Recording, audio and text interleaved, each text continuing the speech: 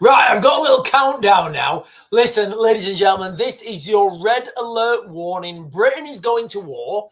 America has abandoned Europe. Europe has abandoned America. NATO's finished. It looks like the signs are everywhere. All you need to look. So what I'm going to do in this video, guys, I'm going to lay this out for you real quick in the first 30 seconds. We're over 30 seconds. I'm going to lay this out to everyone right now in the first couple of seconds, what's happening. I'm then going to show with you, show. I'm then going to share with you guys videos for confirmation. So I've been saying this all along, and it does seem like every hour, every time I do a live stream, the time that elapses before one live stream to another, more stuff comes out about this. So Zelensky has been in the United Kingdom, right? Donald Trump has been throwing cake? When you throw, guys, look, I'm not down with the kids, but when you throw cake at someone, is that when you're throwing bad stuff, when you're throwing insults at them? I think it is. Anyway, if it is, it is. If it's not, it's not. But Donald Trump has been throwing cake at the United Kingdom. Look, the whole world is under the same analysis right now. We are going to an absolute swizzle. So before we get into Britain going to war, I just want to lead with some of the things that are happening in the United States. So this was a news article from Sky News earlier on today. So let's share this.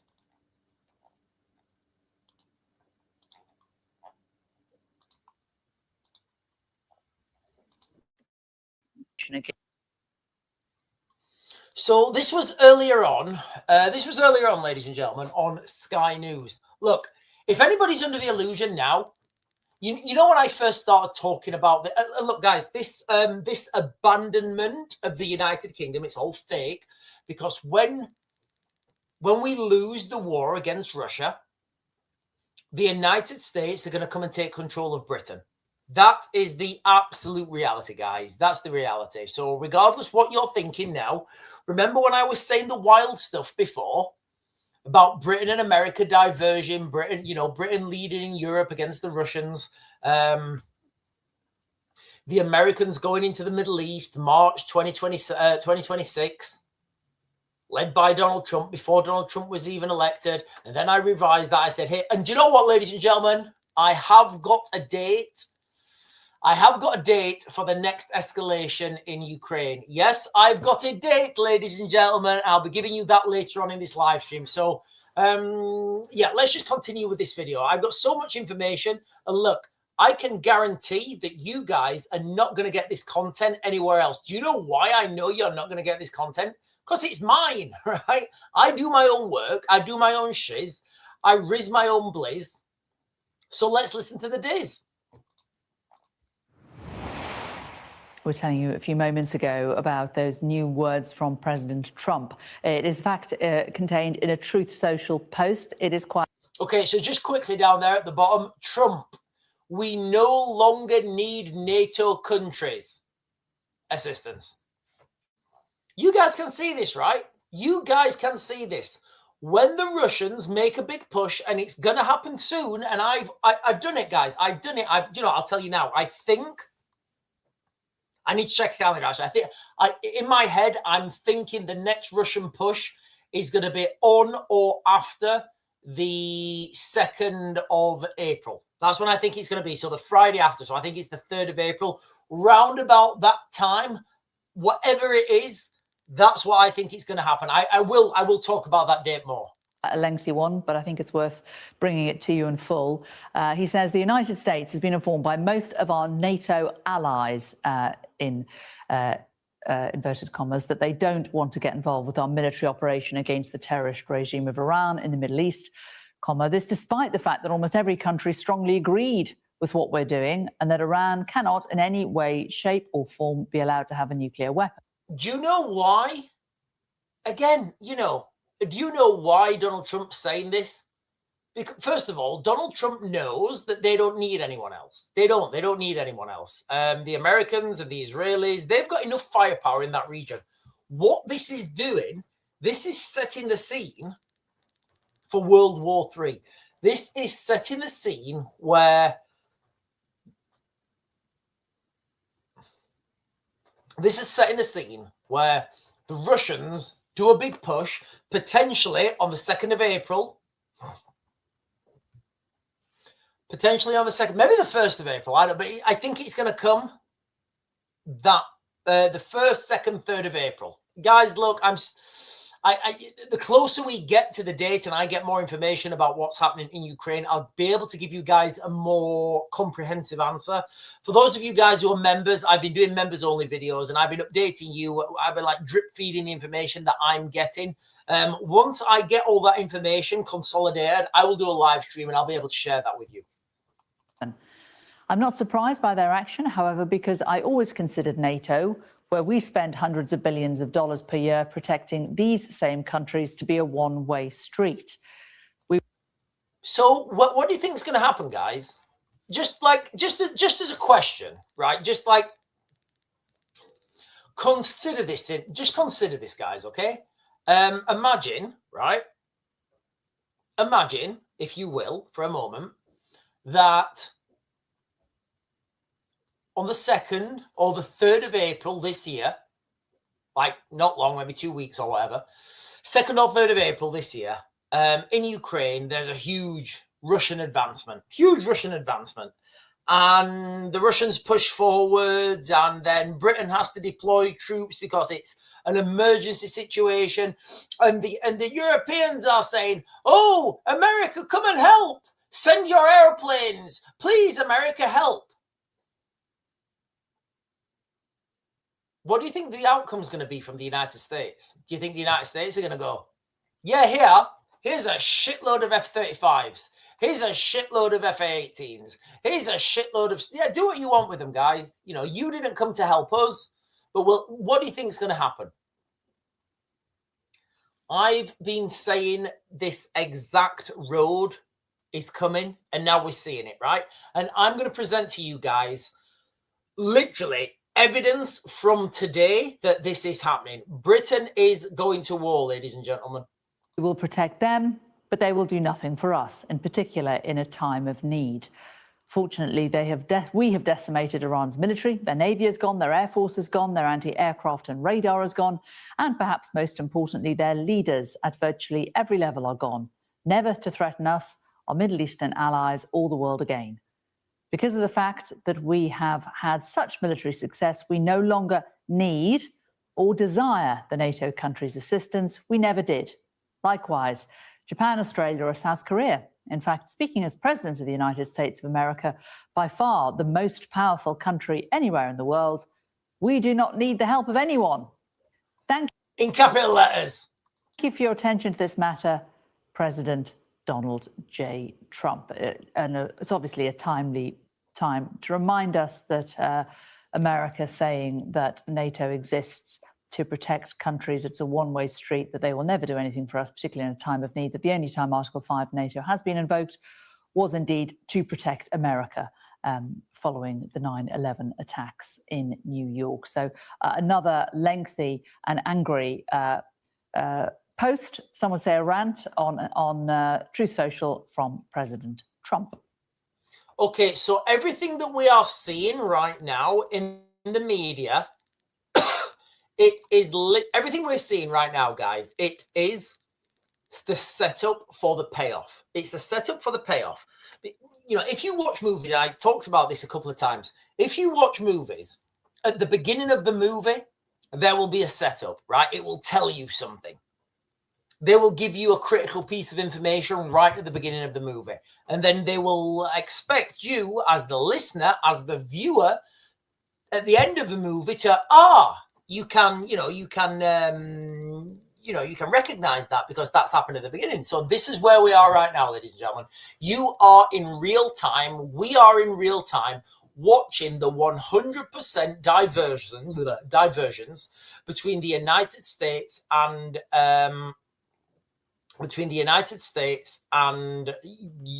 Europe, I guess, and led by the United Kingdom. Right. I've got a few more videos. Let me share this video with you guys. I'll do all the videos at the beginning. In this office, did you know that? You know who that is? Right, so this is another video. I believe this was from today, although he's got a different tie.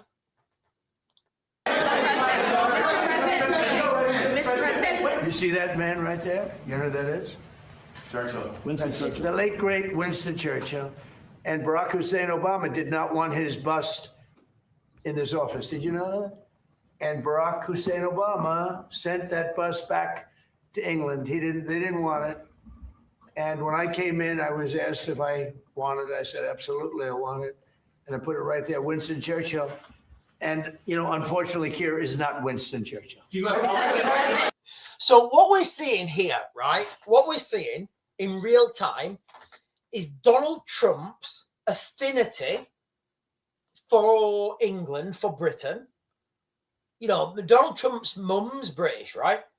So what you're seeing now is Donald Trump's affinity for Britain, but his displeasure with the British government, which is how we all feel, right? This is how we all feel. So when this happens, Donald Trump is going to say, well, Keir, you get free gear, Keir. Free gear, Keir, no more. We wanted you to send up mine clearers. You guys have got 5 mine clearers. You wouldn't send us one. Now you want our airplanes. Why are we going to send our airplanes over there? Why are we going to send our airplanes over to Europe? We're not going to send our pilots to Europe. We're not going to have them dying over there in Europe again. We're not having that. We're not having World War III. We're not having World War III. We're going to send all our airplanes to the Middle East. And then when we lose and we are in absolute carnage and chaos here in Europe, here in the United Kingdom, because everybody is going to be fleeing to the... You think the migration crisis is bad now? If you guys think the migration crisis in the United Kingdom is bad now, just wait until the Russians are rolling through France. There'll be people swimming over, rowing boats, all this stuff's coming. And at that point, we will be broken, bankrupt, absolutely destroyed as a country. And that's when the United States will take over the United Kingdom. I've already seen this on Twitter now, X. People saying, hey guys, quick question. Rejoin the EU or become the 51st state? Remember, 2 years ago, I think 2 years ago. 2 years ago, you guys can remember, right? Who've been following me for a while. 2 years ago, I said, ladies and gentlemen, right? I'm seeing the weeds growing now. I'm looking at the weeds and I'm seeing little sprouts, and those sproutlings are telling me that Britain is going to become part of the United States. I didn't know how it was going to happen at that time, but I told you guys, because I do my own shit, right? I give you guys my own work. Now, the problem with doing this real quick in my head is people don't believe me. When I do all this analysis really quickly in my head in about 30 seconds, and then want to talk about aliens or like carbonation levels of lager, people don't want to know the truth. What they want to do is oh, Sean, yeah, you're the military guy. Leave politics to us. I'm like, oh, okay, do what you want. That's what's going to happen. You know, so then it's just a faff. It's just an absolute faff. So when I say to everybody that I'm seeing the next escalation in Ukraine coming on the 2nd of April, or maybe the 3rd of it, round about that date, it's very difficult to tie it down. If I had to tie it down, I'd say the 2nd of April, but I don't know. I need more information yet, but that's my preliminary findings right now. I know that's a little bit short notice for you guys, but things are moving fast, right? Things are moving fast. Right, I think I've got a Zelensky speech. I'm going to get all the videos out of the way in a minute. Right. I've got a Zelensky speech now. It's a little bit of a long-winded one. I might play half of it. I think I'll play it. Right. Let's just play this first speech. Let's just play this, right? Prime Minister, dear Keir. So now you've got to look at what's happening in the United States. This room is a lot smaller than I thought it would be. So now you've got to look at, contrast what is happening in the United Kingdom to what is happening in the United States. So in the United States, they are rejecting NATO. They are saying, we don't need NATO. We don't need alliances. We are America. We got this. That's what they're saying in America right now. And that's true. That is absolutely true. Like I've said all along, the Americans don't need anyone. They're the biggest. They're the baddest. They've got all the kit. They've got all the money. They've got all the angry white boys. America are the world leaders, right? In warfare. There's no denying that. So now we've got Zelensky, and remember the Friday after. Normally, the Friday after these world meetings, these world leaders meet. Normally, the Friday after you get a big escalation. I don't think it's going to come this Friday. I think it's going to come on the 2nd of April.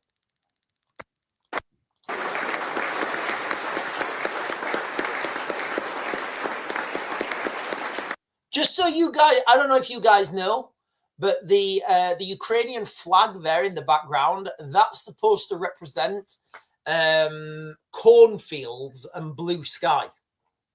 Just like to throw it out there.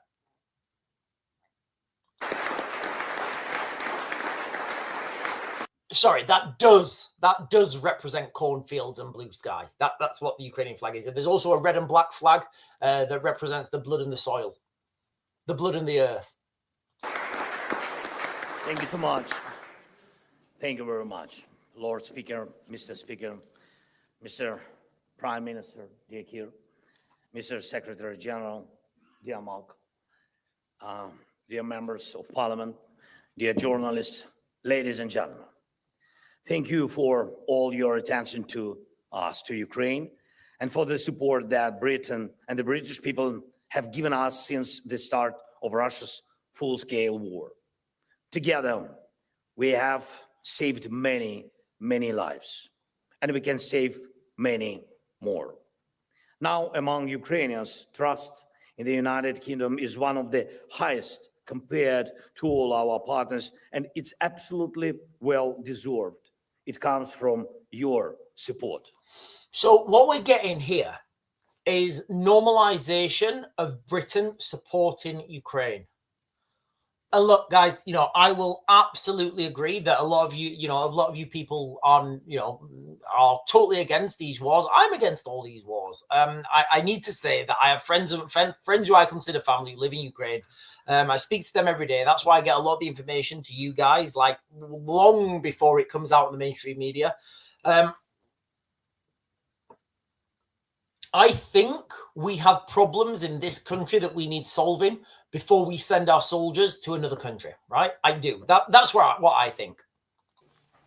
Your leadership and your cooperation with us. When Ukrainians think of Britain, they know they can trust it. And I thank you for that. Thank you.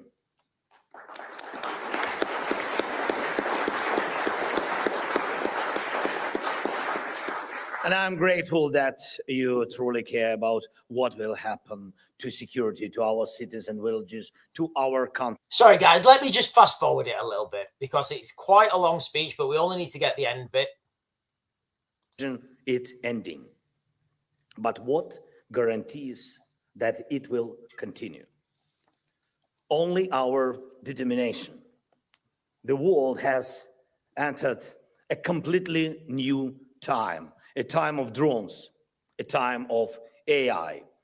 So what he's saying here, Zelensky, he's talking about the world entering a new time of drones, and he's talking about these ones. He's talking about the Shahed drones. Now, I've written so many letters to the government, so many letters to the government, warning them that there is no defense, and the problem is. The problem is the government are so slow to react.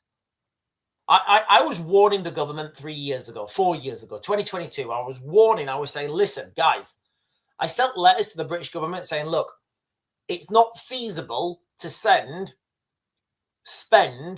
hundreds of thousands of pounds on missiles to take out a 20, 30, 40, $50,000 drone. I said, it's not feasible. These cheap drones are there. They're not there to, well, they are there to strike, but these cheap drones, they're there to deplete air defense, right? That is all they're there to do. Deplete air defense, and then you send the good stuff. And I've been warning about this. I've been talking about this. And I can say right now with 100% certainty, because I speak to people in this industry, there is no defense. So if Britain sends their troops to Ukraine, can you imagine a huge drone strike on a British military unit with huge amounts of casualties? Can you imagine what that's going to be like? This means the evolution of weapons, the evolution of war, and the evolution of crime. No one can predict where this evolution will lead, but we must keep up with it, and even more, we must stay ahead of it. People want certainty, and it is always the strongest demand any society makes of its leaders. People want to know what tomorrow will bring, and people want to believe that tomorrow for their children, for their families, will be at least no worse than today for them. So there we have it, ladies and gentlemen. Britain is going to war. The signs are literally everywhere. Everyone can see this now. And like I said, things will happen faster now. Things will happen a lot faster now. There'll be ticks in boxes, right? Have we done that? Have we done that speech? Yes, done that speech. Right. Have we done this speech? Yes, done that speech. Have we done that speech? Yep, done that speech. Right. We can do this. Right. I've not even done my monologue yet, have I? Let me jump onto the chat, ladies and gentlemen. Right. Listen, ladies and gentlemen, if you guys are joining for the first time, this is a red alert warning. Britain is going to war. I'm laying out for you guys the direction of travel right now. I'm just bringing to you guys' attention some of the things that I've seen in the last 6 hours that are pointing towards Britain inevitably putting boots on the ground in Ukraine. My date right now, and I reserve the right to alter this, but not much. My date on the ground for the next escalation in Ukraine is the 2nd of April. I am going to do a standalone video on this, guys, okay? But I'm just throwing it out there. I might be wrong, but from where I'm sitting right now, all data points are pointing to the 2nd of April, like next month, obviously, because we're in March, right? So just keep that in mind, guys, okay? Do whatever you guys want with that information. Imagine the fuel price. Imagine the public reaction. Imagine the political reaction. So whatever you guys want to do with that information, however credible you guys think that information is, obviously don't go out and spend a load of money on X, Y, and Z. Just be aware of that date, okay? It might be wrong. I don't think it is. If I change that date either way, then I'll let you guys know. But I am going to do a standalone video on that. So let me get some comments and then I'll jump. David King is saying, "Fuck Ukraine." Listen, I know a lot of people feel like that. I do. And I totally accept that a lot of people think like that. I'll never challenge people who think like that. We have a lot of problems in this country that clearly need to be solved first. We have mass migration ripping through our communities, destroying British culture, destroying British heritage, decimating our countryside, decimating our cities. But you know a good way to take your mind off that? Yeah, a good old WW3.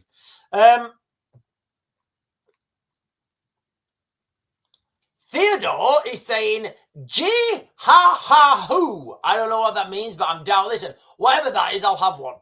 Googlinos is saying, "Bomb threat at Joint Base, New Jersey, after multiple suspicious packages found." Excuse me. Yeah, when times are like we are now, at a time of heightened global anxiety. Right now, the world is at a time of heightened global anxiety, and finding a suspicious package, this will happen more often because there's more searches, more people are on edge. So let's just see what's happening on that. And the reason I'm saying that is I've been in those units where people come in and they say, Sean, we found a suspicious package, and you're like, really? That means I have to call out the ATO, the arms. What is it? What does ATO stand for? Army Technical Officers? I don't know. Not ATO, ATO. Armed Technical Officer. I don't know. The bomb disposal, basically. And it's just a faff. Zoe Dean is saying, sorry, but it's a joke. Our country is an absolute mess. But nah, bugger us, as long as Ukraine is okay at this point. Yeah, no, I agree. I absolutely agree with you, Zoe. You know, we have huge problems in the United Kingdom right now. Lazar for Trump is saying the UK doesn't have the force required to enforce conscription. They would simply be supplying weapons to people should they try it. I would argue that case, Laraza. I would absolutely argue that case, Laraza. And I would say, okay, so first of all, let me just throw this out there, right? I don't think the word conscription is ever going to be used by the British government. So in that context, I will agree with you. I don't think anyone is going to ever use enforced conscription. However, what I feel they will do is they will say, okay, Rishi Sunak, right? Rishi Sunak back in, what was it, 24 or 23, I think. Rishi Sunak, he said, we would have a mandatory military service, and if people didn't join, we would restrict their access to banking, we would restrict their access to financial products, and we would restrict their access to driving. Now, a good way to do this, right? Can you imagine if you are aged, I don't know, if you are aged 16 to whatever, I don't know whatever the age bracket is, right? I don't know, 18 to 20, I don't know. Imagine if you're on that age bracket and they say, right, okay, we will only let you have a bank account open so you can pay on your card. We will only let you do that if you register with your local military careers office, right? Everybody else get their banks turned off, and then that's how they get you. So I do think it's going to be a little bit more technical than going out there and whacking people on the head with whatever. Right, guys, listen, I'm literally jumping to the bottom, so I do apologize if I'm missing anyone's comments. Emma is saying, when Trump moans about NATO not helping in his war, well, why don't other countries take some of the so-called asylum seekers to help the UK out? Yeah. We're cooked, guys. We're cooked. If you think migration is bad now, wait till the Russians start pushing through Europe. And that's going to give people, a lot of that's going to give people a lot of enthusiasm to move to the United Kingdom, right?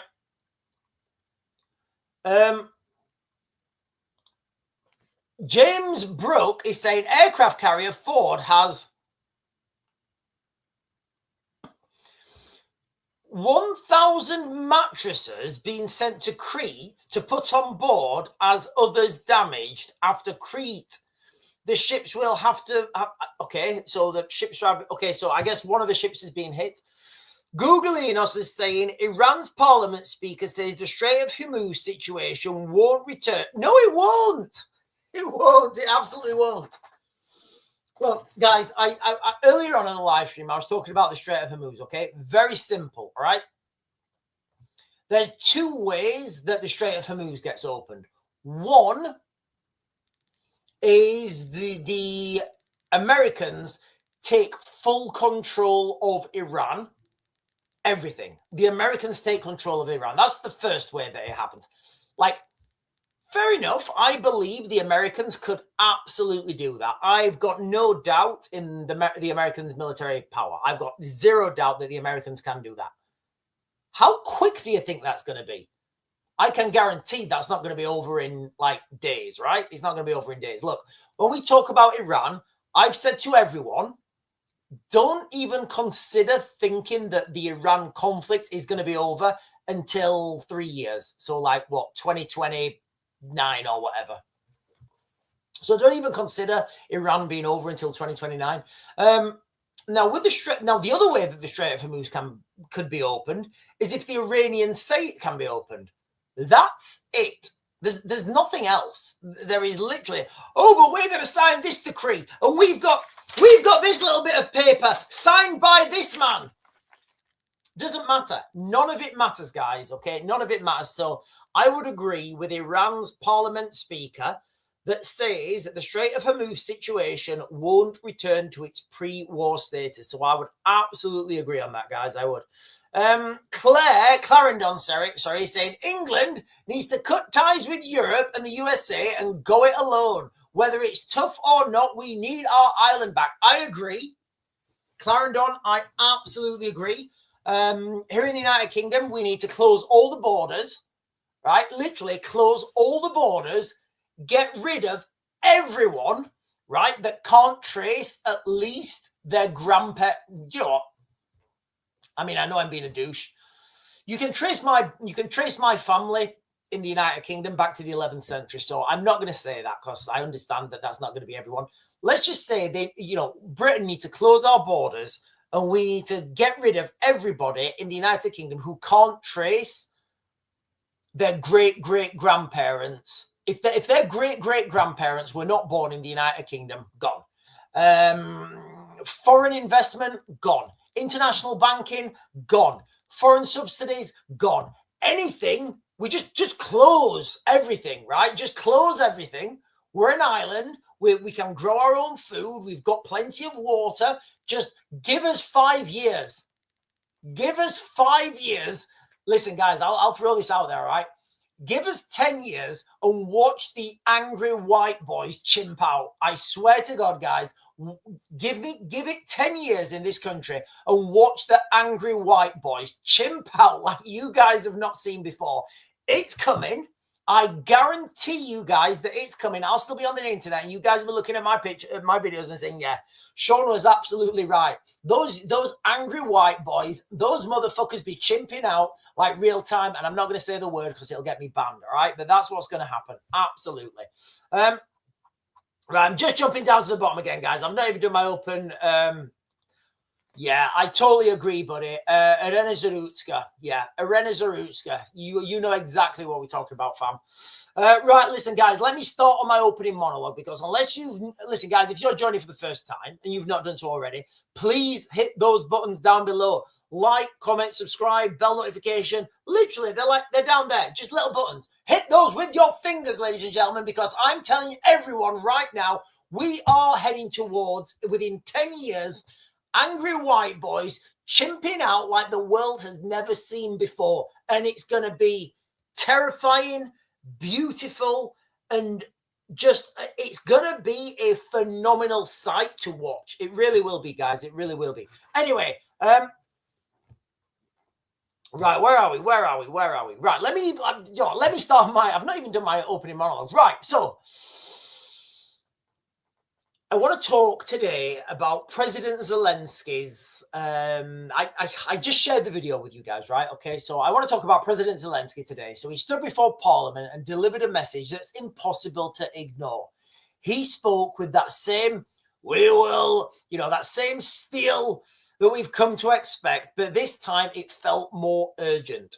With the conflict in the Middle East raging, with Donald Trump abandoning that's by my analysis, Donald Trump is absolutely abandoning NATO. And it looks like NATO abandoned the United States first. It's all pomp and pageantry. Remember, when you're watching a movie, when you guys are watching a movie, it's called what's it called? It's called the setup and the payoff, right?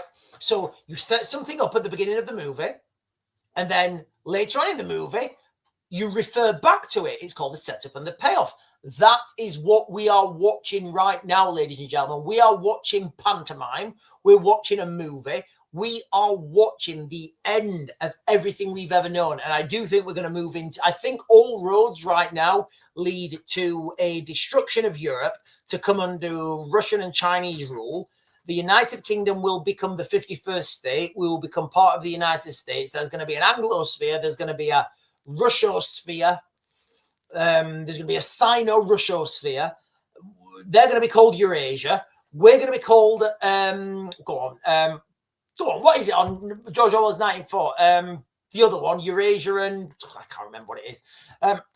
Oceania. We're going to be called Oceania and they're going to be Eurasia. So Zelensky told us Ukraine isn't just fighting for its own survival, it's fighting for the values that we all hold dear. People, their rights, freedom, democracy, culture, peace, where nations respect each other and live together without fear.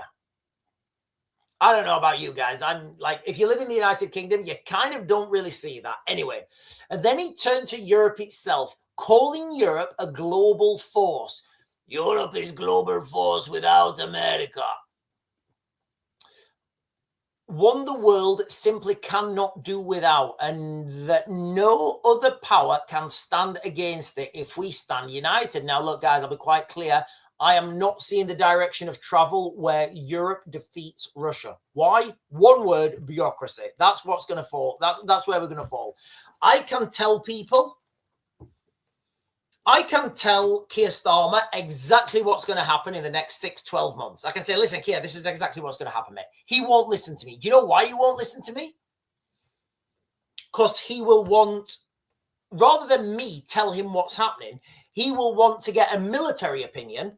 So he will get his best colonel. He'll get his best colonel, right? And his best colonel knows nothing about, I don't know, industrial manufacturing, right?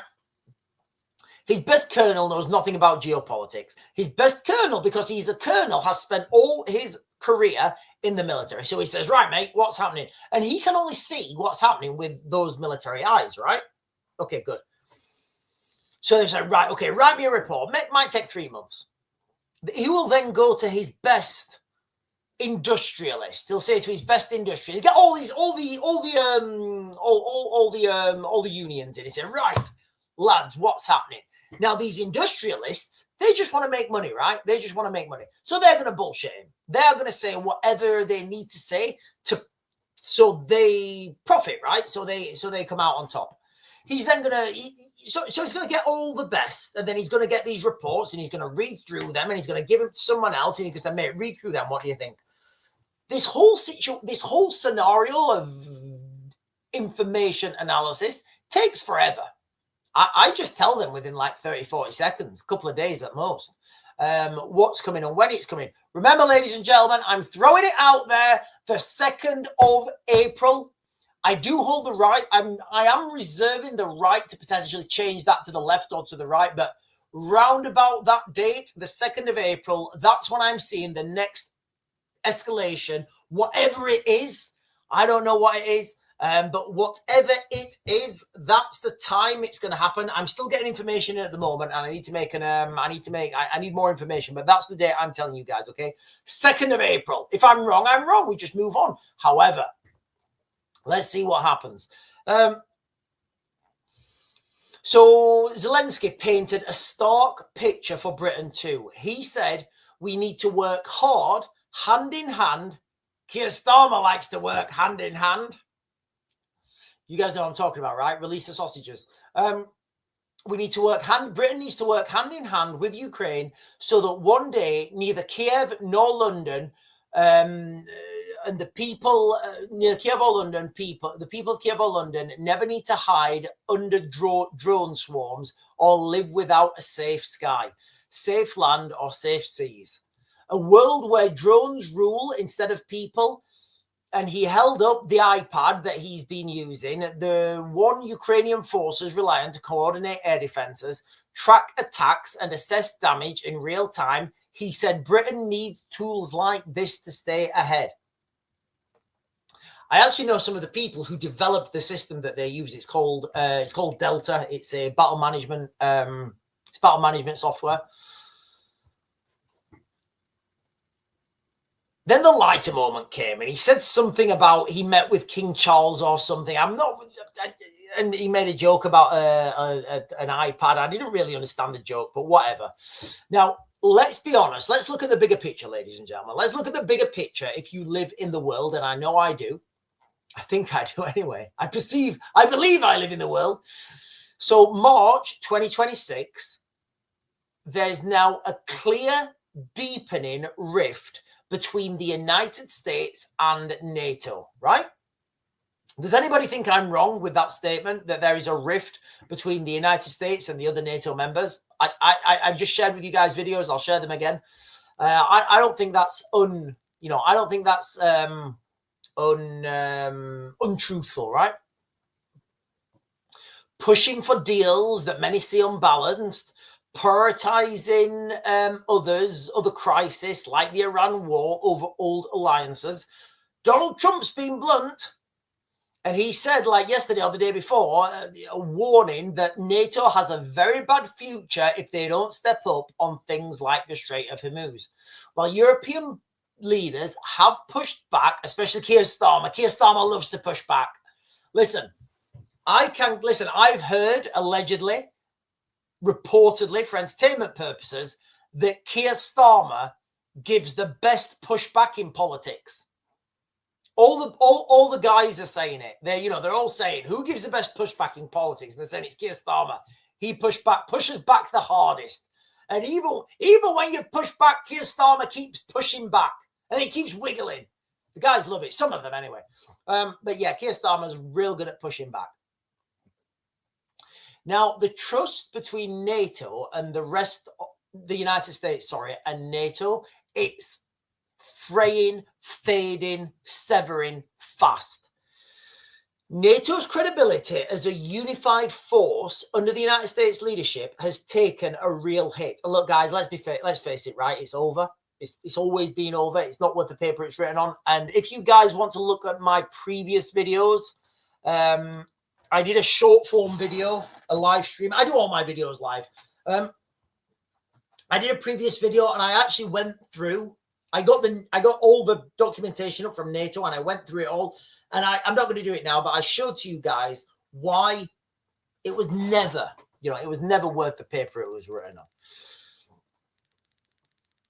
Now, whether this is from Greenland threats to reduced commitments to Ukraine, if a major war broke out in Europe tomorrow or the 2nd of April, or you could argue it's broken out now, whether from Russia escalating or whether from hybrid warfare into Poland, from Belarus, into Estonia, into Latvia, into Finland, whatever.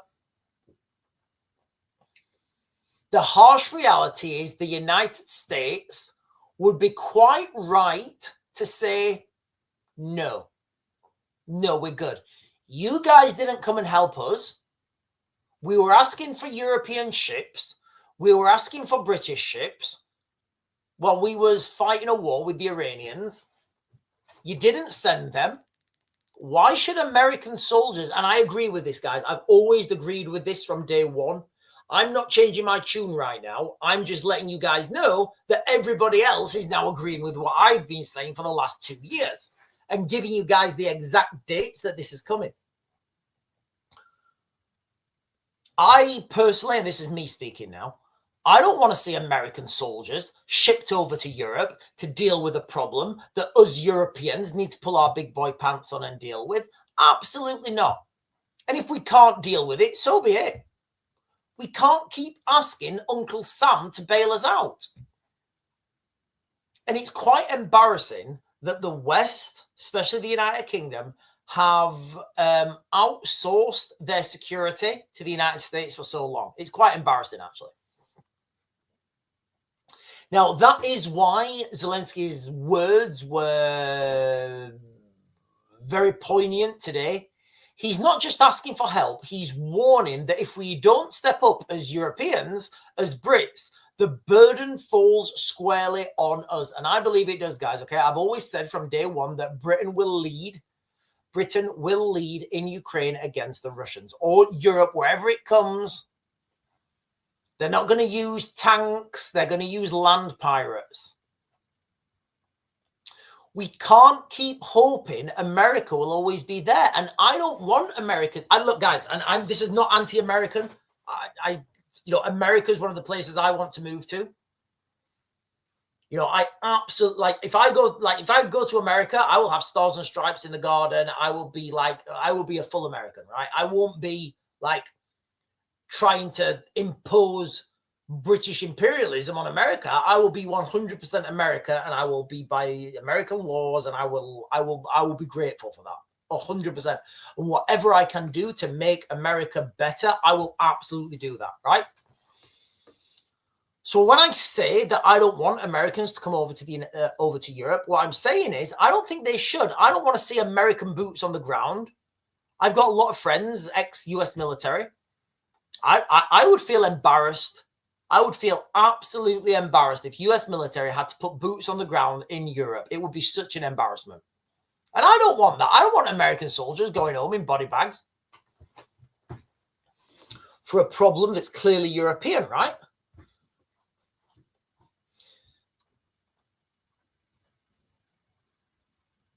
Now, I've spoke about this before. I'm just going to touch on it now. The way we are as a collective, as nations, Europe, NATO without the United States, I don't see a win.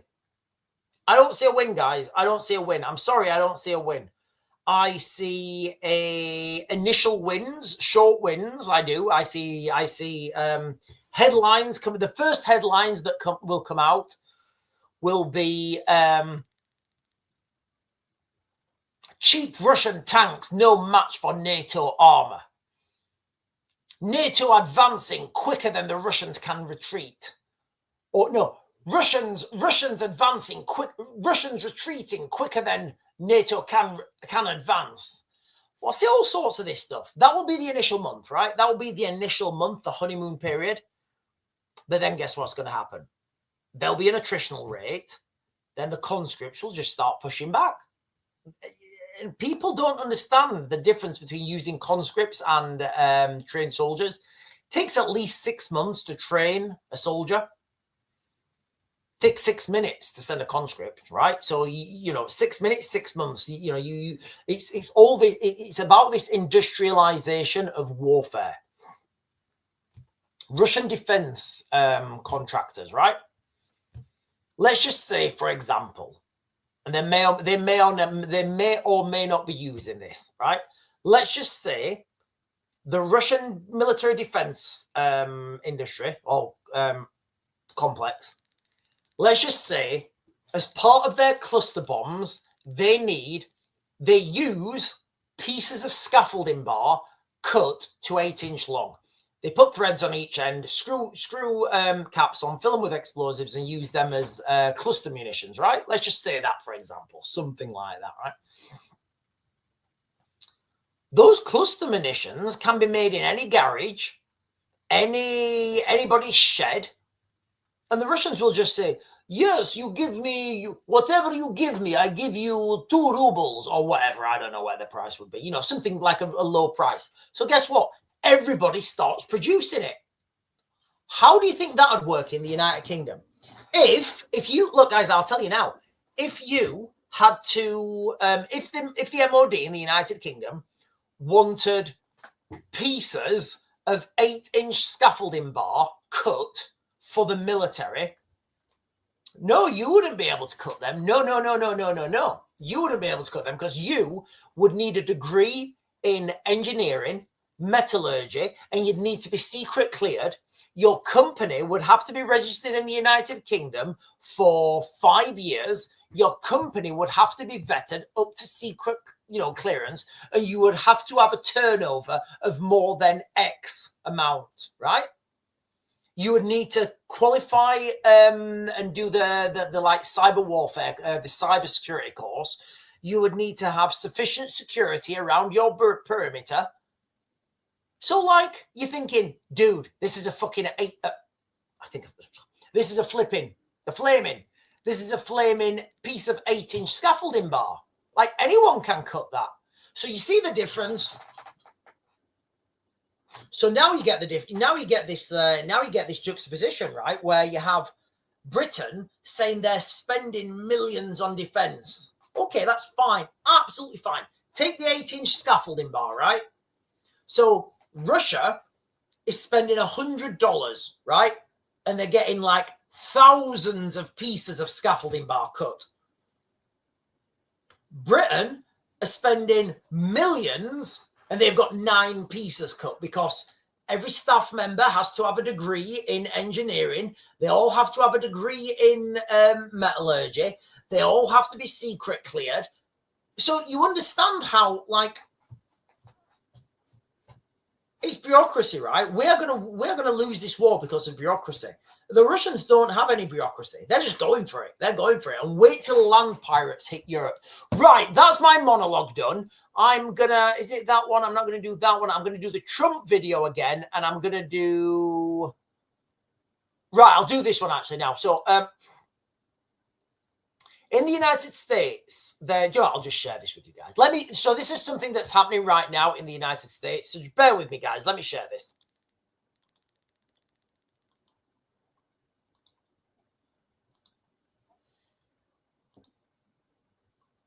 And he's trying to inspire that man I was doing the interview with started an organization called the Modern Exodus, and its goal is to unite men from America to get off the couch, to get out from behind the screens, learn some survival skills, learn some weapons handling skills. So what they're doing in America, there's this group and they are getting men. They're like tooling men up as in militias. Obviously, we can't do this in the United Kingdom, ladies and gentlemen, because it's illegal. Remember, ladies and gentlemen, if you live in the United Kingdom, we have no legal way of opposing the government. We just have to vote. Literally, that's it, guys. We don't have a constitution in the United Kingdom. We don't. And if anybody says, but Sean, we have the English constitution. Trust me, we do not have the English constitution. We have a series of documents that make up the English constitution. And those documents are heavily interpreted, misinterpreted, reinterpreted, okay? So we don't have any constitutional rights in the United Kingdom. So therefore, we have no way of opposing a government. However, in America... Come and break bread. And it's a national group of people, and he's trying to inspire that. And it's an effort to unite us to counter this egregious government control and out of control government. And so he is making headways. And okay, so just quickly, the Second Amendment in the United States Constitution, right? The Second Amendment, it's not there to carry. It's not there. Like, for those of you guys who don't know, the Second Amendment, it says something like a well-trained militia and the right to bear arms shall not be infringed, something like that. And what that means is, and the way it's interpreted, because laws mean nothing without interpretation, right? Because you can interpret things in different ways, okay? So the Second Amendment in the United States, it's the militia thing that is more important, because it's those militias that are legally bound to hold the government to account, right? Here in the United Kingdom, we have nothing like that. We have nothing like that. Nothing. Zero. Zilch. Zip. And building that organization. So in these times, I just like to share those small positives that, God willing, will grow and continue turning the tide in this. So what they're saying there is that, just that little video, is in the United States, and I do, for those of you guys think I'm negative towards America, I'm absolutely not. Like, it's one of the places I would definitely move. In America, there's a lot of US military veterans, and they are officially preparing for the worst. They're forming national organizations to train American men in weapons handling, survival skills, tactics to counter an out of control corrupt government, which is exactly why the Second Amendment was written. That is exactly why the right to bear arms is so important. So important, guys. The right to bear arms in America. Here in the United Kingdom, like, it's just so ridiculous. We don't have any guns, you know, and I can argue for that. I can certainly argue against it. And I understand when I'm arguing for it. I understand, like, myself as, you know, someone who's been a tactical firearms instructor more than half my adult life. I know that putting one of those things in my hands, it's totally safe. It's like totally safe. I'm not going to be going, like, you know, I won't go to the range and do like one of the, like, you know, make one of these stupid YouTube videos and like do anything that's unsafe. I've had a lot of pain associated learning to make me understand that those, you know, that these things are dangerous. So when I think about these laws in the United Kingdom and the you know, firearms laws in the United Kingdom, I then think about like people called Kevin and people called Karen and LaQuisha and Mohammed and other people who may just get one of those licenses and they may not be the safest, right? They may not be the safest handling them. So all in all, the firearms things not for me, it doesn't really matter. For me in the United Kingdom, we need to be able to, we need to have some sort of legal framework. You guys know when I talk about my legal frameworks, right? You guys love it when I talk about my legal frameworks. We need to have some sort of legal framework in the United Kingdom where we can oppose a tyrannical government. That's what it all comes down to. Now, the best example I can give you is a real world example. Sorry, guys, I'm going off on a side quest here, but I think it's important, especially now, like now more than ever, right? We don't have any way to like legally oppose our government. So what you have to do in the United Kingdom, you have to, you can peacefully protest. Good luck with that. You can lobby your local council. Good luck. You can lobby your local member of parliament. Good luck. And then you can vote. So they're the tools that we have, right? Now, in Epping last summer, is it last summer? This summer, you get like summer 2025, right? There was an incident, and you guys know what the incident was, right? The Bell Hotel in Epping, where the people of Epping wanted to get rid of, they didn't want migrants in that hotel, right? And the people didn't want that. Now, that should be democracy, right? Now, it doesn't matter whether it's a migrant hotel, whether it's a 5G tower, whether it's a electrical substation, a nuclear power plant, a data service center.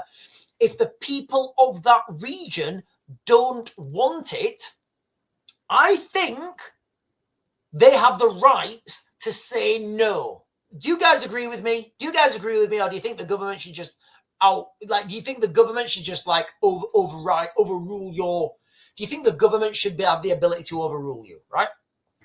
So go back to the Epping thing, right? And again, it doesn't matter whether it was a hotel or a whatever. So the people of Epping did everything by the book, right? They peacefully protested. Tick. Okay, good.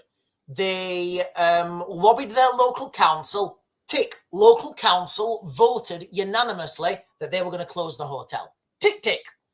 They lobbied their local member of parliament. Their local member of parliament was on side. Tick. Everybody wants that hotel closed. Tick, tick, tick, tick, tick, tick, tick. The government said, no, it's going to stay open. No, it's going to stay open. Everybody went, oh, staying open then. That's it. That's it. Okay.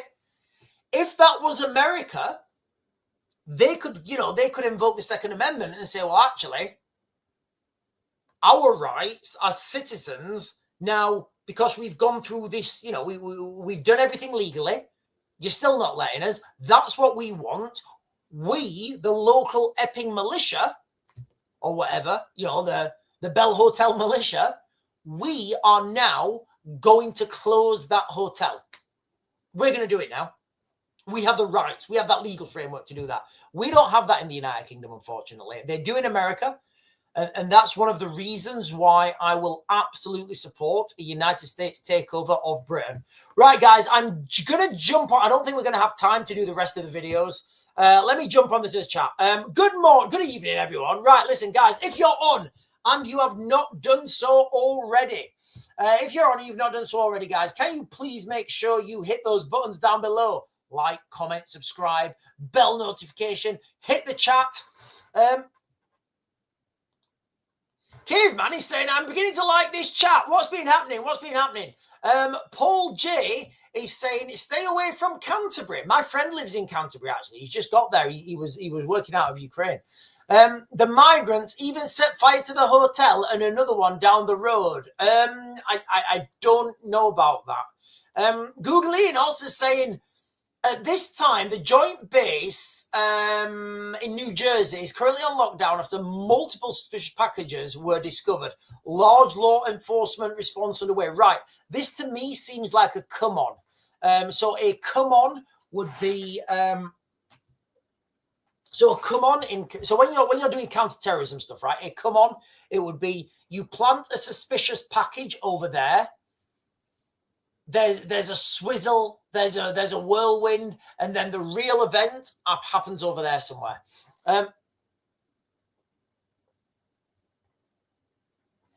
Yeah, I mean, look, that's not going to happen. It's not going to happen. In 10 years' time, there will be droves of angry white boys chimping out, guys. The white boys are going to chimp out. 5 or 10 years, white boys are going to chimp out, guys, and it's going to be ferocious.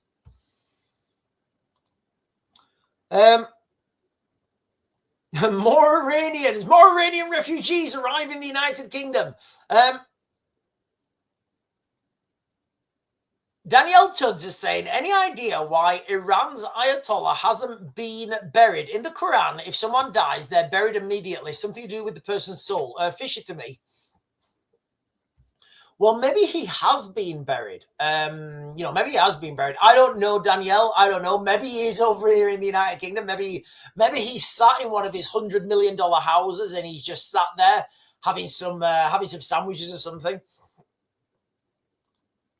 And Googleinos is saying pharmacies have run out of meningitis vaccines. Oh no, we'll all be queuing up for the new vaccines, guys. We will. What's wrong with Canterbury? I don't think anything's wrong with Canterbury. I used to live in Dover. I used to live in Dover, and we used to go up to Canterbury. It was like the posh. Is it a city? I don't know if Canterbury's a city. It might be a town. But we used to go to Canterbury. I don't think there's anything wrong with Canterbury. Oh, God. Yeah. Time after time, it's these same instances, right? Suspect rearrested after 5 hurt in hospital attack. Right. Listen, guys, there's loads of comments. I'm literally just jumping down to the bottom. Ecclesbourne Glen. Right. Let me find Ecclesbourne Glen. Where's Ecclesbourne's Glen? Let me find Ecclesbourne's Glen. Right. Wake up. I'm sure that's not the one. I'm sure there's got to be another one. I wasn't asleep, was I? Right. Ecclesbourne Glen. I'm looking for Ecclesbourne Glen.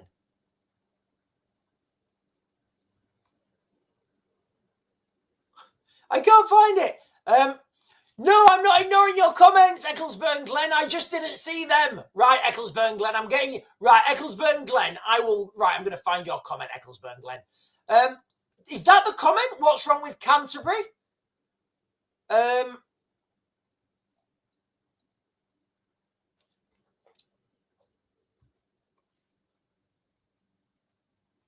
Epping Furious.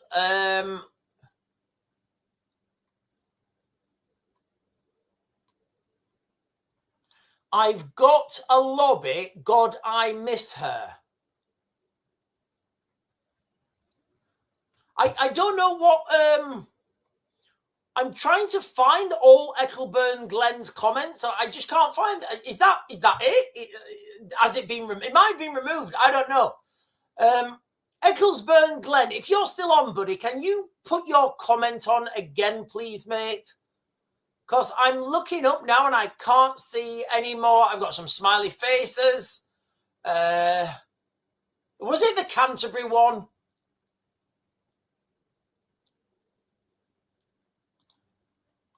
No, drones need targets. I don't know where we're going with this, guys.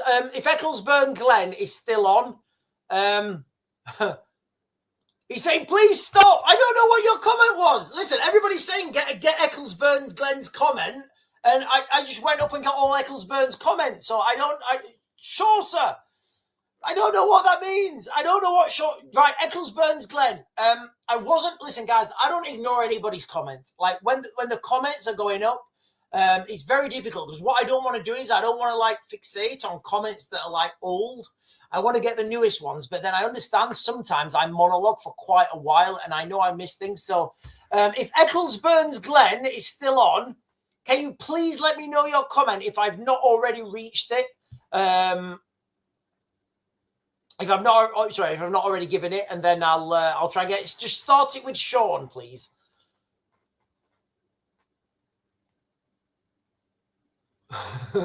So are they going to go to Russia? That would be pretty epic if they went to Russia. What does this button do? Is saying time for first series of Blackadder, and we all know what happens to archbishops. You know, I used to. What's that guy?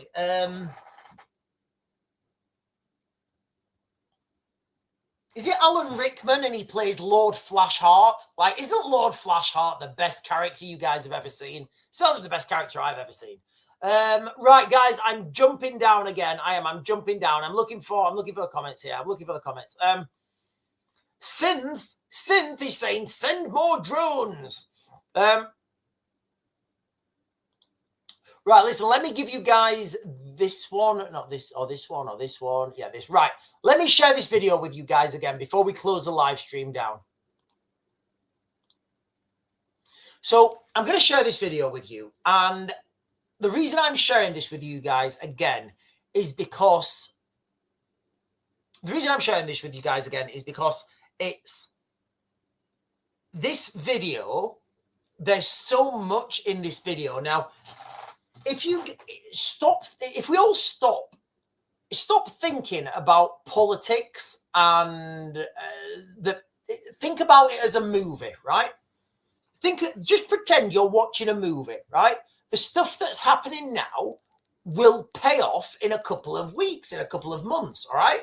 So you get the setup and then you get the payoff. So this is the setup right now for the United States leaving NATO, for Britain moving into Ukraine and fighting the war, leading against the Russians. It's also the setup for the United States not helping. And then it's also setting the stage at the same time for the United States to come and take over the United Kingdom. So just watch this, guys. Just watch this a second.